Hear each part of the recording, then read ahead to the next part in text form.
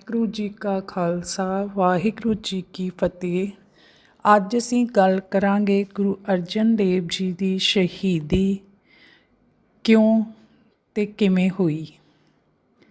ਗੁਰੂ ਨਾਨਕ ਪਾਤਸ਼ਾਹ ਜੀ ਵੱਲੋਂ ਸਮਾਜ ਨੂੰ ਬਖਸ਼ੇ ਨਵੇਂ ਪਵਿੱਤਰ ਉੱਤਮ ਸਰਬ ਸਾਂਝੇ ਤੇ ਸਰਬ ਜਨ ਸਾਧਾਰਣ ਦੀ ਸਮਝ ਵਿੱਚ ਆਉਣ ਵਾਲੇ ਇਲਾਹੀ ਵਿਚਾਰਾਂ ਕਾਰਨ ਪੰਜਾਬ ਤੇ ਪੰਜਾਬ ਤੋਂ ਬਾਹਰ ਜਿੱਥੇ ਵੀ ਸਿੱਖੀ ਦਾ ਪ੍ਰਚਾਰ ਹੋ ਰਿਹਾ ਸੀ, ਸਿੱਖ ਧਰਮਾਂ ਦੇ ਲੋਕ ਧੜਾ ਧੜ ਸਿੱਖ ਸੱਜ ਰਹੇ ਸਨ, ਕਿਉਂਕਿ ਸਿੱਖੀ ਦੇ ਅਸੂਲਾਂ ਨੂੰ ਅਪਣਾਉਣ ਨਾਲ ਉਹ ਜਾਤ ਪਾਤ, ਮਜ਼ਹਬੀ ਕੱਟੜਤਾ, ਵਹਿਮਾਂ ਭਰਮਾਂ, ਧਾਰਮਿਕ, ਰਾਜਨੀਤਿਕ ਅਤੇ ਸਮਾਜਿਕ ਤੌਰ 'ਤੇ ਉਹਨਾਂ ਨਾਲ ਹੋ ਰਹੇ ਘਾਣ ਵਿੱਚੋਂ ਬਾਹਰ ਨਿਕਲ ਰਹੇ ਸਨ।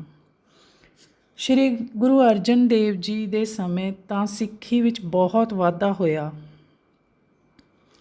ਸਿੱਖੀ ਦੀ ਇਸ ਚੜ੍ਹਦੀ ਕਲਾ ਨੂੰ ਦੇਖ ਕੇ ਸਮੇਂ ਦੀ ਹਕੂਮਤ ਅਤੇ ਕਾਜੀ ਮੁੱਲਾ ਸਭ ਬੌਖਲਾ ਗਏ।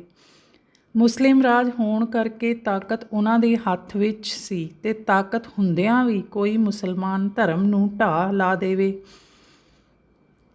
ਉਹ ਇਹ ਜਰ ਨਾ ਸਕੇ। ਉਹ ਇਸਲਾਮ ਦੇ ਵਾਧੇ ਲਈ ਹਰ ਸੰਭਵ ਯਤਨ ਕਰ ਰਹੇ ਸਨ, ਪਰ ਗੁਰੂ ਸਾਹਿਬਾਂ ਦੇ ਪ੍ਰਚਾਰ ਤੇ ਨਰੋਏ ਸਿਧਾਂਤਾਂ ਦੇ ਸਦਕਾ ਬਹੁਤ ਸਾਰੇ ਮੁਸਲਮਾਨ ਸਿੱਖ ਬਣਦੇ ਜਾ ਰਹੇ ਸਨ। ਇਹ ਉਹਨਾਂ ਨੂੰ ਕਦੀ ਵੀ ਰਾਸ ਨਹੀਂ ਸੀ ਆ ਸਕਦਾ। ਸਭ ਕਾਜੀ ਤੇ ਨਵਾਬ ਬੜੇ ਕ੍ਰੋਧਿਤ ਹੋਏ ਤੇ ਆਖਣ ਲੱਗੇ, ਅਸੀਂ ਇਸ ਤਰ੍ਹਾਂ ਨਹੀਂ ਹੋਣ ਦਿਆਂਗੇ ਕਿ ਸਾਡੇ ਹੀ ਰਾਜ ਵਿੱਚ ਕੋਈ ਸਾਨੂੰ ਢਾਹ ਲਾ ਜਾਵੇ।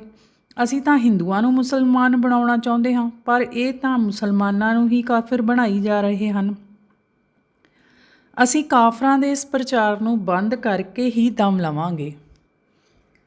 ਸ਼੍ਰੀ ਗੁਰੂ ਨਾਨਕ ਦੇਵ ਜੀ ਤੋਂ ਲੈ ਕੇ ਸ਼੍ਰੀ ਗੁਰੂ ਰਾਮਦਾਸ ਜੀ ਤੱਕ ਖੁੱਲ੍ਹੇ ਤੌਰ 'ਤੇ ਰਾਜਨੀਤਿਕ ਪੱਖ ਤੋਂ ਮੁਗਲ ਹਕੂਮਤ ਵੱਲੋਂ ਸਿੱਖੀ ਦਾ ਕੋਈ ਵਿਰੋਧ ਨਹੀਂ ਕੀਤਾ ਗਿਆ, ਕਿਉਂਕਿ ਉਸ ਸਮੇਂ ਤੱਕ ਦੇ ਬਾਦਸ਼ਾਹ ਬਾਬਰ, ਹਿਮਾਯੂ ਤੇ ਅਕਬਰ ਬਹੁਤ ਖੁੱਲ੍ਹੇ ਦਿਲ ਦੇ ਸਨ। ਉਹਨਾਂ ਨੇ ਗੁਰੂ ਸਾਹਿਬਾਨਾਂ ਦੇ ਦਰਸ਼ਨ ਕੀਤੇ ਸਨ ਤੇ ਉਹਨਾਂ ਤੋਂ ਆਸ਼ੀਰਵਾਦ ਵੀ ਲਏ ਸਨ। ਉਹ ਕਿਸੇ ਧਰਮ ਵਿੱਚ ਦਖਲ ਅੰਦਾਜ਼ੀ ਨਹੀਂ ਕਰਦੇ ਸਨ। ਸ਼੍ਰੀ ਗੁਰੂ ਅਰਜਨ ਦੇਵ ਜੀ ਦੇ ਸਮੇਂ ਅਕਬਰ ਦਾ ਪੁੱਤਰ ਜਹਾਂਗੀਰ ਦਿੱਲੀ ਦਾ ਬਾਦਸ਼ਾਹ ਬਣਿਆ। ਉਹ ਕੱਟੜ ਮੁਸਲਮਾਨ ਸੀ। ਉਸ ਨੇ ਕਾਜੀ ਮੁਲਾਣੀਆਂ ਦੀ ਸਹਾਇਤਾ ਨਾਲ ਗੱਦੀ ਪ੍ਰਾਪਤ ਕੀਤੀ। ਇਸ ਵਾਅਦੇ ਨਾਲ ਕੀਤੀ ਸੀ ਕਿ ਤਖਤ 'ਤੇ ਬੈਠਣ ਤੋਂ ਬਾਅਦ ਉਹ ਕਾਜੀ ਮੁਲਾਣੀਆਂ ਦੀ ਇੱਛਾ ਅਨੁਸਾਰ ਸਿੱਖ ਧਰਮ ਦਾ ਅੰਤ ਕਰ ਦੇਵੇਗਾ ਤੇ ਇਸਲਾਮ ਦੇ ਵਾਧੇ ਲਈ ਭਰਪੂਰ ਯਤਨ ਕਰੇਗਾ। ਸਿੱਖੀ ਦੇ ਭਰਪੂਰ ਵਾਧੇ ਨੂੰ ਦੇਖ ਕੇ ਕਾਜੀ ਤੇ ਮੁੱਲਾ ਸਭ ਗੁਰੂ ਜੀ ਦੇ ਵਿਰੋਧ ਈਰਖਾ ਨਾਲ ਭਰੇ ਪਏ ਸਨ ਅਤੇ ਉਹ ਗੁਰੂ ਜੀ ਨੂੰ ਆਪਣਾ ਬੈਰੀ ਸਮਝਣ ਲੱਗੇ। ਚੰਦੂ ਦੀ ਧੀ ਦਾ ਸਾਕ ਮੋੜਨ ਕਰਕੇ ਤੇ ਪ੍ਰਿਥਵੀ ਚੰਦ ਨੂੰ ਗੁਰਤਾ ਗੱਦੀ ਨਾ ਮਿਲਣ ਕਰਕੇ ਉਹ ਵੀ ਗੁਰੂ ਜੀ ਦਾ ਦੁਸ਼ਮਣ ਬਣ ਕੇ ਉਹਨਾਂ ਨਾਲ ਆ ਰਲਿਆ ਸੀ। ਇਹਨਾਂ ਸਭਨਾਂ ਨੇ ਜਹਾਂਗੀਰ ਦੇ ਕੰਨ ਭਰੇ ਕਿ ਸ਼੍ਰੀ ਗੁਰੂ ਅਰਜਨ ਦੇਵ ਜੀ ਇਸਲਾਮ ਨੂੰ ਬਹੁਤ ਢਾਹ ਲਾ ਰਹੇ ਤੇ ਇੱਕ ਬਹੁਤ ਵੱਡੀ ਤਾਕਤ ਦੇ ਰੂਪ ਵਿੱਚ ਸਾਹਮਣੇ ਆ ਰਹੇ ਹਨ, ਜੋ ਇੱਕ ਨਾ ਇੱਕ ਦਿਨ ਦਿੱਲੀ ਦੇ ਤਖਤ ਲਈ ਵੀ ਖਤਰਾ ਹੋ ਸਕਦੇ ਹੈ।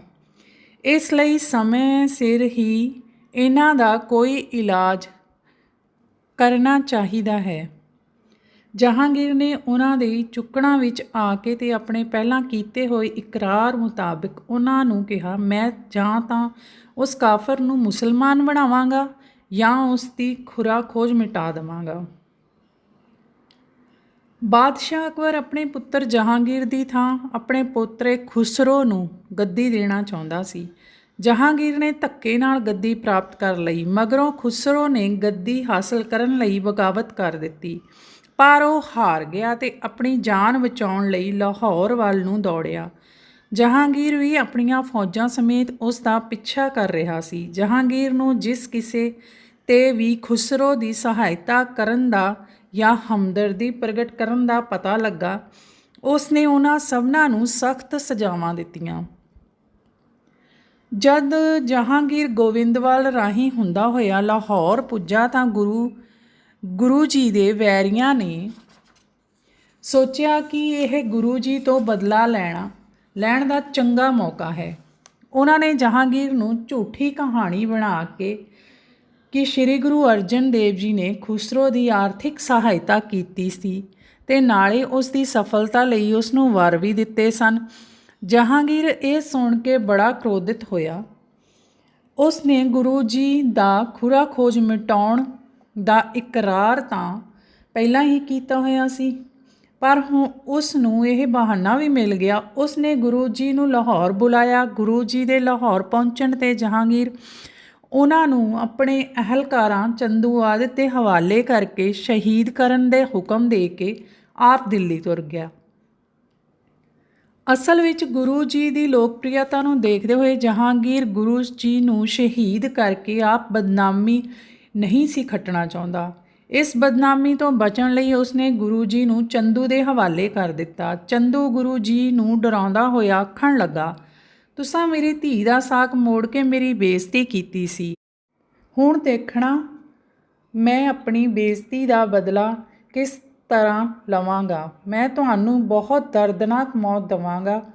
ਗੁਰੂ ਜੀ ਨੇ ਚੰਦੂ ਦੀਆਂ ਅਜਿਹੀਆਂ ਭੈ-ਭੀਤ ਕਰਨ ਵਾਲੀਆਂ ਗੱਲਾਂ ਸੁਣ ਕੇ ਜ਼ਰਾ ਵੀ ਨਾ ਡਰੇ, ਨਾ ਘਬਰਾਏ, ਸਗੋਂ ਉਸ ਵੱਲ ਦੇਖ ਕੇ ਮੁਸਕਰਾਉਂਦੇ ਹੋਏ ਆਖਣ ਲੱਗੇ, ਚੰਦੂ ਤੂੰ ਜੋ ਮਰਜ਼ੀ ਕਰ ਲੈ, ਅਸੀਂ ਪ੍ਰਭੂ ਦਾ ਹਰ ਭਾਣਾ ਮੰਨਣ ਨੂੰ ਲਈ ਤਿਆਰ ਹਾਂ। ਪ੍ਰਭੂ ਦੇ ਪਿਆਰੇ ਭਗਤ ਉਸ ਦੇ ਭਾਣੇ ਵਿੱਚ ਰਹਿੰਦੇ ਹਨ।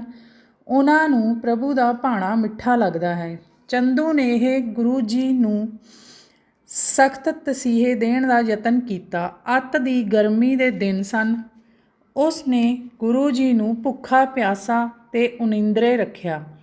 ਉਹ ਸੋਚਦਾ ਸੀ ਕਿ ਭੁੱਖ ਪਿਆਸ ਗੁਰੂ ਜੀ ਜਰ ਨਹੀਂ ਸਕਣਗੇ, ਪਾਣੀ ਲਈ ਉਸ ਦੀਆਂ ਮਿੰਨਤਾਂ ਕਰਨਗੇ। ਪਰ ਉਸ ਸਮੇਂ ਉਸ ਦੀ ਹੈਰਾਨੀ ਦੀ ਕੋਈ ਹੱਦ ਨਾ ਰਹੀ ਜਦੋਂ ਕਈ ਦਿਨ ਕੁਝ ਨਾ ਖਾਣ ਪੀਣ ਤੋਂ ਬਿਨਾਂ ਵੀ ਗੁਰੂ ਸਾਹਿਬ ਜੀ ਅਡੋਲ ਸਮਾਧੀ ਵਿੱਚ ਬੈਠੇ ਪ੍ਰਭੂ ਦਾ ਨਾਮ ਜਪਦੇ ਰਹੇ। ਚੰਦੂ ਇਹ ਨਹੀਂ ਸੀ ਜਾਣਦਾ ਕਿ ਗੁਰੂ ਸਾਹਿਬ ਜੀ ਤਾਂ ਸਰੀਰ ਤੋਂ ਬਹੁਤ ਉੱਚੇ ਉੱਠੇ ਹੋਏ ਸਨ। ਉਹਨਾਂ ਦੀ ਸੁਰਤ ਅੰਤਰ-ਆਤਮੇ ਪ੍ਰਭੂ ਵਿੱਚ ਲੀਨ ਅਤੇ ਅਜਿਹੇ ਪੁਰਸ਼ ਨੂੰ ਸਰੀਰਕ ਕਸ਼ਟ ਦੇ ਕੇ ਕਦੇ ਵੀ ਦੁਖੀ ਨਹੀਂ ਕੀਤਾ ਜਾ ਸਕਦਾ।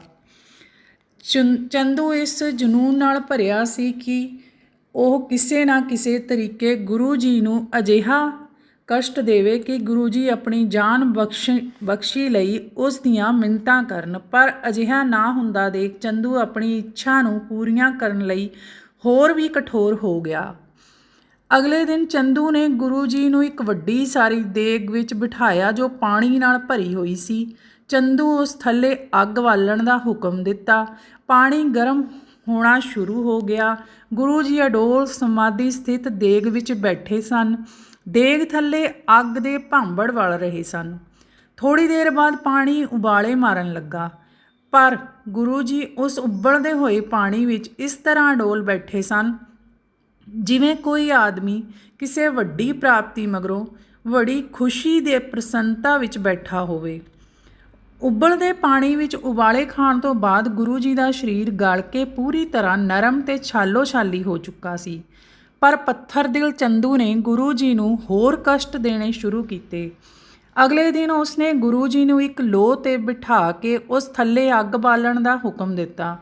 ਬਲਦੀ ਅੱਗ ਤੇ ਭਾਂਬੜਾਂ ਨਾਲ ਲੋਹ ਤਪ ਕੇ ਲਾਲ ਹੋ ਗਈ। ਸੁਰਖ ਲਾਲ ਹੋਈ ਲੋਹ 'ਤੇ ਗੁਰੂ ਜੀ ਅਡੋਲ ਸਮਾਧੀ ਲਾ ਕੇ ਬੈਠੇ ਰਹੇ। ਫਿਰ ਗੁਰੂ ਜੀ ਦੇ ਸਰੀਰ ਉੱਪਰ ਸੜਦੀ ਵਲਦੀ ਗਰਮ ਰੇਤ ਪਾਈ ਗਈ। ਇਸ ਨਾਲ ਗੁਰੂ ਜੀ ਦਾ ਪੂਰਾ ਸਰੀਰ ਪੂਰੀ ਤਰ੍ਹਾਂ ਛਾਲਿਆਂ ਨਾਲ ਭਰ ਗਿਆ। ਇੰਨੇ ਕਸ਼ਟ ਸਹਾਰਨ ਤੋਂ ਬਾਅਦ ਵੀ ਉਹਨਾਂ ਦੇ ਮੁੱਖ 'ਤੇ ਰਤਾ ਭਰ ਵੀ ਦੁੱਖ ਜਾਂ ਚਿੰਤਾ ਨਹੀਂ ਸੀ। ਇਹ ਕੌਤਕ ਦੇਖ ਕੇ ਸਭ ਹੈਰਾਨ ਹੋ ਗਏ। ਗੁਰੂ ਜੀ ਨੂੰ ਕਸ਼ਟ ਦੇਣ ਵਾਲੇ ਤੇ ਦੂਰ ਖੜ ਕੇ ਦੇਖਣ ਵਾਲੇ ਅੱਤ ਦੀ ਗਰਮੀ ਤੇ ਬਲਦੀ ਅੱਗ ਦੇ ਸੇਕ ਕਾਰਨ ਦੂਰ ਖੜੇ ਹੀ ਤਪੇ ਜਾ ਰਹੇ ਸਨ। ਸਭ ਦੇਖ ਕੇ ਡਰ ਕੇ ਘਬਰਾ ਰਹੇ ਸਨ, ਪਰ ਗੁਰੂ ਜੀ ਸ਼ਾਂਤ ਚਿੱਤ ਅਡੋਲ ਬੈਠੇ ਪ੍ਰਭੂ ਦਾ ਨਾਮ ਜਪ ਰਹੇ ਸਨ। ਸਾਈਂ ਮੀਆਂ ਮੀਰ ਨਾਂ ਦਾ ਇੱਕ ਮੁਸਲਮਾਨ ਪੀਰ ਗੁਰੂ ਜੀ ਦਾ ਬੜਾ ਸ਼ਰਧਾਲੂ ਸੀ। ਉਹ ਗੁਰੂ ਜੀ ਨੂੰ ਅੱਲਾਹ ਤਾਲਾ ਦਾ ਨੂਰ ਸਮਝ ਕੇ ਉਹਨਾਂ ਦਾ ਦਿਲੋਂ ਸਤਿਕਾਰ ਕਰਦਾ ਸੀ। ਗੁਰੂ ਅਰਜਨ ਦੇਵ ਜੀ ਸ੍ਰੀ ਹਰਿਮੰਦਰ ਸਾਹਿਬ ਜੀ ਦੀ ਨੀਂਹ ਉਹਨਾਂ ਕੋਲੋਂ ਹੀ ਸਾਂਝੀਵਾਲਤਾ ਦੀ ਮਿਸਾਲ ਕਾਇਮ ਕਰਨ ਲਈ ਰਖਵਾਈ ਸੀ। ਗੁਰੂ ਸਾਹਿਬ ਜੀ ਨੂੰ ਉਪਰੋਕਤ ਦਿੱਤੇ ਜਾ ਰਹੇ ਕਸ਼ਟਾਂ ਦਾ ਜਦੋਂ ਸਾਈਂ ਜੀ ਨੂੰ ਪਤਾ ਲੱਗਾ ਤਾਂ ਉਹ ਵਾਹੋ ਦਾ ਹੀ ਲਾਹੌਰ ਗੁਰੂ ਜੀ ਦੇ ਕੋਲ ਪਹੁੰਚੇ ਤੇ ਆ ਕੇ ਗੁਰੂ ਜੀ ਦੇ ਦਰਸ਼ਨ ਕੀਤੇ। ਗੁਰੂ ਜੀ ਨੂੰ ਦਿੱਤੇ ਗਏ ਕਸ਼ਟਾਂ ਬਾਰੇ ਸੁਣ ਕੇ ਉਹ ਜਰ ਨਾ ਸਕੇ ਤੇ ਆਖਣ ਲੱਗੇ, ਗੁੱਸੇ ਵਿੱਚ ਆ ਕੇ ਆਖਣ ਲੱਗੇ, ਮਹਾਰਾਜ ਜੀ, ਇਸ ਜ਼ਾਲਮ ਹਕੂਮਤ ਅੱਲਾਹ ਤਾਲਾ ਦੇ ਬੰਦਿਆਂ ਨੂੰ ਇੰਨੇ ਭਿਆਨਕ ਕਸ਼ਟ ਦੇ ਰਹੀ ਹੈ। ਮੈਨੂੰ ਹੁਕਮ ਕਰੋ ਤਾਂ ਮੈਂ ਲਾਹੌਰ ਤੇ ਦਿੱਲੀ ਦੀ ਇੱਟ ਨਾਲ ਇੱਟ ਵਜਾ ਦਿਆਂ ਤੇ ਇਹਨਾਂ ਨੂੰ ਗਰਕ ਕਰ ਦਿਆਂ। ਗੁਰੂ ਸਾਹਿਬ ਜੀ ਮੁਸਕਰਾਉਂਦੇ ਹੋਏ ਸਾਈਂ ਜੀ ਨੂੰ ਕਹਿਣ ਲੱਗੇ, ਸਾਈਂ ਜੀ, ਇਹ ਸ਼ਹਿਰ ਜਾਂ ਹਕੂਮਤ ਗਰਕ ਕਰਨ ਦੀਆਂ ਤਾਕਤਾਂ ਕਿੱਥੋਂ ਲਈਆਂ ਹਨ? ਇਹ ਸੁਣ ਕੇ ਸਾਈਂ ਜੀ ਨੇ ਆਪਣੇ ਅੰਤਰ-ਆਤਮੇ ਸੁਰਤ ਜੋੜੀ ਤਾਂ ਬੁੱਧੀ ਵਿੱਚ ਅੱਲਾਹ ਤਾਲਾ ਦਾ ਗਿਆਨ ਵਸ ਗਿਆ ਤੇ ਹੱਥ ਜੋੜ ਕੇ ਕਹਿਣ ਲੱਗੇ, ਹਜ਼ੂਰ ਜੀ, ਇਹ ਸਭ ਤਾਕਤਾਂ ਆਪ ਜੀ ਕੋਲੋਂ ਹੀ ਮਿਲੀਆਂ ਹਨ। ਗੁਰੂ ਸਾਹਿਬ ਨੇ ਫਰਮਾਇਆ, ਸਾਈਂ ਜੀ, ਇਹ ਤਾਕਤਾਂ ਅਸੀਂ ਵੀ ਵਰਤ ਸਕਦੇ ਹਾਂ, ਪਰ ਆਪਣੇ ਮਨ ਦੇ ਪਿੱਛੇ ਲੱਗ ਕੇ ਅਜਿਹੀਆਂ ਤਾਕਤਾਂ ਵਰਤਣੀਆਂ ਪਰਮਾਤਮਾ ਦੇ ਹੁਕਮ ਅਦੂਲੀ ਕਰਨੀ ਹੁੰਦੀ ਹੈ ਅਥਵਾ ਪ੍ਰਮਾਤਮਾ ਨਾਲ ਬਗਾਵਤ ਕਰਨਾ ਹੁੰਦਾ ਹੈ। ਉਸ ਦਾ ਹੁਕਮ ਤੇ ਰਜ਼ਾ ਮੰਨ ਕੇ ਉਸ ਦੀ ਮਿਹਰ ਤੇ ਖੁਸ਼ੀ ਪ੍ਰਾਪਤ ਹੁੰਦੀ ਹੈ। ਇਸ ਲਈ ਪ੍ਰਭੂ ਪਿਆਰੇ ਉਸ ਦੀ ਰਜ਼ਾ ਵਿੱਚ ਹੀ ਰਹਿੰਦੇ ਹਨ। ਇਹ ਗੱਲ ਸੁਣ ਕੇ ਸਾਈਂ ਮੀਆਂ ਮੀਰ ਜੀ ਬਿਲਕੁਲ ਸ਼ਾਂਤ ਹੋ ਗਏ ਤੇ ਸ਼ਰਧਾ ਪ੍ਰੇਮ ਨਾਲ ਸਜਦਾ ਕਰਦੇ, ਹੁਕਮ ਮੰਨਦੇ ਉੱਥੋਂ ਚਲੇ ਗਏ। ਚੰਦੂ ਤੇ ਹਕੂਮਤ ਨੇ ਦੇਖਿਆ ਕਿ ਗੁਰੂ ਜੀ ਦੇ ਸਰੀਰ 'ਤੇ ਛਾਲੇ ਪਏ ਹੋਏ ਹਨ। ਜੇ ਇਸ ਤਰ੍ਹਾਂ ਹੋਰ ਸੜੇ ਸਰੀਰ 'ਤੇ ਠੰਡਾ ਪਾਣੀ ਪਾਇਆ ਜਾਵੇ ਤਾਂ ਉਹ ਬਹੁਤ ਹੀ ਕਸ਼ਟਦਾਇਕ ਹੋਏਗਾ। ਇਸ ਤਰ੍ਹਾਂ ਗੁਰੂ ਜੀ ਨੂੰ ਹੋਰ ਵਧੇਰੇ ਕਸ਼ਟ ਦੇਣ ਦੇ ਇਰਾਦੇ ਨਾਲ ਉਸ ਨੇ ਗੁਰੂ ਸਾਹਿਬ ਨੂੰ ਦਰਿਆ ਰਾਵੀ ਦੇ ਠੰਡੇ ਪਾਣੀ ਵਿੱਚ ਸੁਟਵਾ ਦਿੱਤਾ। ਗੁਰੂ ਸਾਹਿਬ ਜੀ 5 ਤੱਤਾਂ ਨਾਲ ਆਪਣੇ ਸਰੀਰ ਦੇ 5 ਤੱਤ ਰਲਾ ਕੇ ਸਰਬ ਵਿਆਪਕ ਅਕਾਲ ਪੁਰਖ ਵਿੱਚ ਲੀਨ ਹੋ ਗਏ। ਇਸ ਤਰ੍ਹਾਂ ਗੁਰੂ ਸਾਹਿਬ ਜੀ ਨੇ ਆਪਣੇ ਸਰੀਰ 'ਤੇ ਅਨੇਕਾਂ ਕਸ਼ਟ ਸਹਾਰਦੇ ਹੋਏ ਸਿੱਖੀ ਦੇ ਉੱਚੇ ਸੁੱਚੇ ਅਸੂਲਾਂ ਨੂੰ ਜ਼ਿੰਦਾ ਰੱਖਣ ਲਈ ਸ਼ਹੀਦੀ ਪ੍ਰਾਪਤ ਕਰ ਗਏ। ਜਿਸ ਥਾਂ 'ਤੇ ਗੁਰੂ ਜੀ ਨੂੰ ਦਰਿਆ ਰਾਵੀ ਵਿੱਚ ਸੁੱਟਿਆ ਗਿਆ ਸੀ, ਉੱਥੇ ਬੜਾ ਹੀ ਸ਼ਾਨਦਾਰ ਗੁਰਦੁਆਰਾ ਸਾਹਿਬ ਬਣਾਇਆ ਹੋਇਆ ਹੈ ਤੇ ਹਰ ਸਾਲ ਗੁਰੂ ਜੀ ਦੇ ਸ਼ਹੀਦੀ ਵਾਲੇ ਦਿਨ ਬੜਾ ਭਾਰੀ ਜੋੜ ਮੇਲਾ ਮਨਾਇਆ ਜਾਂਦਾ ਹੈ। ਪਰ ਹੁਣ ਹਿੰਦੁਸਤਾਨ ਦੇ ਬਟਵਾਰੇ ਕਾਰਨ ਉਹ ਪਾਵਨ ਅਸਥਾਨ ਸਾਡੇ ਕੋਲੋਂ ਵਿਛੜਿਆ ਹੋਇਆ ਹੈ ਤੇ ਪਾਕਿਸਤਾਨ ਵਿੱਚ ਹੈ। ਇਸ ਸਾਖੀ ਤੋਂ ਸਾਨੂੰ ਇਹ ਸਿੱਖਿਆ ਲੈਣੀ ਚਾਹੀਦੀ ਹੈ ਕਿ ਅਕਾਲ ਪੁਰਖ ਦੇ ਹੁਕਮ ਤੇ ਭਾਣਾ ਮੰਨਣਾ ਹੀ ਸਭ ਤੋਂ ਉੱਚੀ ਸੁੱਚੀ ਭਗਤੀ ਹੈ। ਇਸ ਨਾਲ ਬਹੁਤ ਵੱਡੀ ਬਖਸ਼ਿਸ਼ ਦੀ ਪ੍ਰਾਪਤੀ ਹੁੰਦੀ ਹੈ। ਵਾਹਿਗੁਰੂ ਜੀ ਕਾ ਖਾਲਸਾ, ਵਾਹਿਗੁਰੂ ਜੀ ਕੀ ਫਤਿਹ।